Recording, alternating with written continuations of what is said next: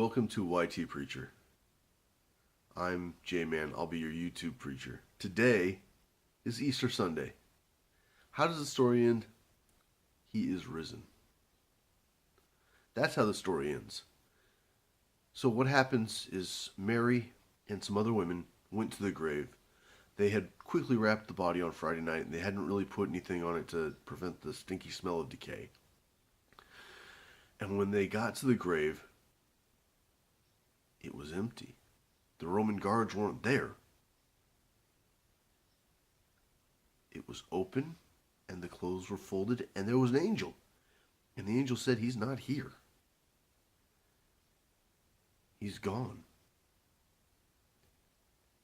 So the women, they didn't know what to do.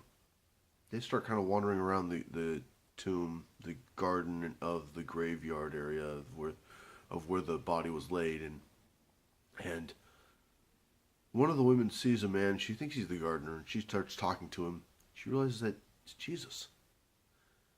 And Jesus says, "Have them meet me at this place." I don't remember the place right now. I'm sorry. So they take off, and they go and they find the disciples. And that's where Peter and John, they tell Peter and John that, they tell all the disciples, but Peter and John take off. They run to the tomb, and they find that it's empty as well. And then they tell Thomas, but Thomas doesn't believe them. And Jesus shows up to them.